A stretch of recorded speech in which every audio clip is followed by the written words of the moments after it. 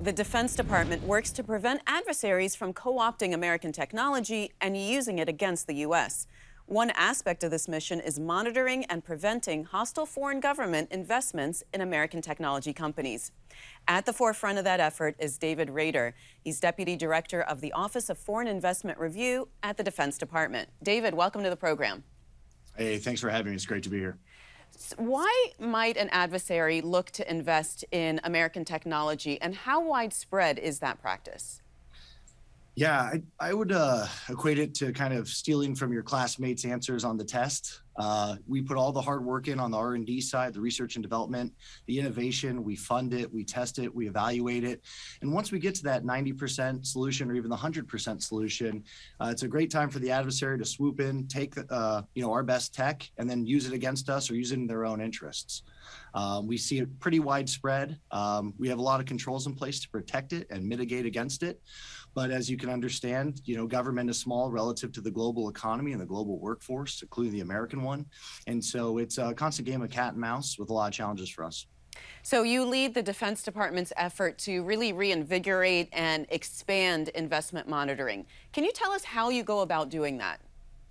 Yeah, and so there's a process called CFIUS, the Committee on Foreign Investment in the United States. That's a very strict and narrow regulatory approach to screening inbound investments. And so we've taken a different or supplementary approach to that.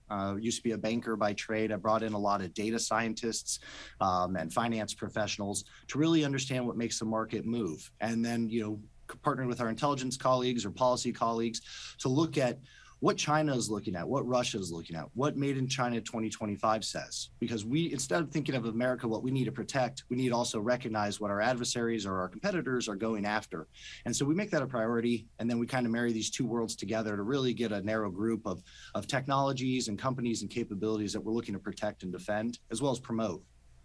I know a lot of your work might be classified, but can you give us an example in general terms, how you identify an issue and then how you address it?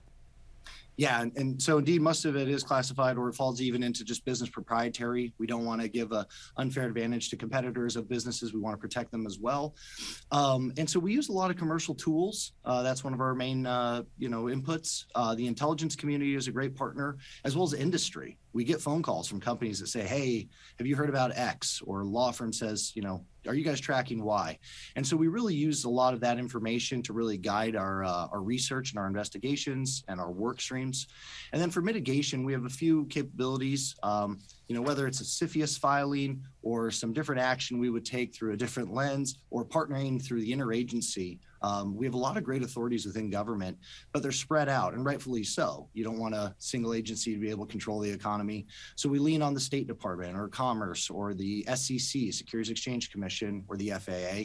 And then, we help to work together to identify risks and the best and most appropriate way to effectively mitigate and ultimately eliminate the risks.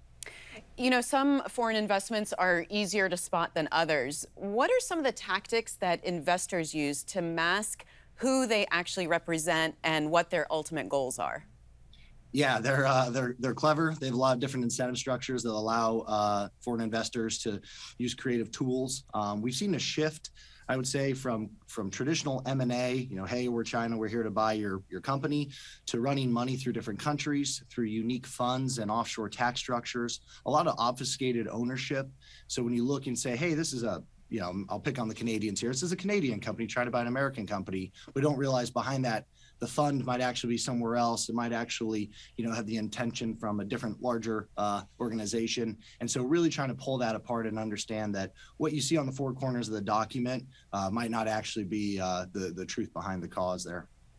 You're particularly interested in monitoring investments in the space industry. What can you tell us about the threat of foreign investors in space technology? It's pretty widespread because the space industry is so commercially driven now. Historically, the U.S. government, I would say, led space in the 70s and 80s, and we've seen a shift to commercial. And now with the government being a consumer or a customer of the space industry, our relationship with it has changed. There's a lot of great people in the space industry. They're running really fast to build the next great widget, to get good services out there so we can continue to communicate and see what the world looks like and work with defense. But for that same reason, there's a lot of money and a lot of technology floating around the world that not everybody has the time to stop and look at. And then we also have a lot of interesting collaboration in the space industry with other countries, namely in the, namely in scientific pursuits. But of course, there's a downside of that, which is the risk of transferring out technology, which could be used, against us. So, David, smaller companies and startups might be more likely to consider foreign investments. They need the money, and it's very hard for them to turn down money, regardless of where it's coming from. I wonder what's your message to those contractors who want to protect themselves and protect national security? Yeah, absolutely. The physics of the market obligate businesses to do their best to survive, thrive, and grow. And so, with that awareness, I would argue there's $2 trillion roughly of dry powder on the sidelines right now in the U.S. market. There's a lot of capital looking for a good place to go.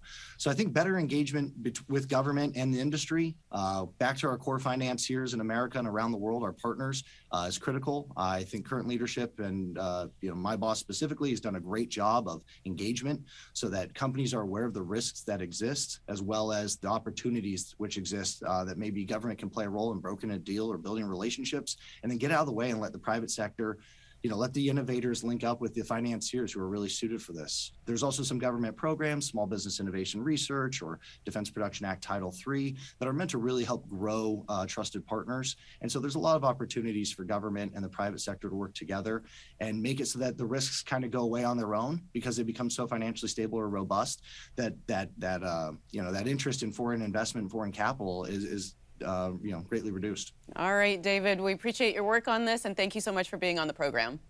Absolutely, thanks. Thanks for watching. If you enjoyed the video, give it a thumbs up and subscribe to our channel so you don't miss out on any future Government Matters interviews.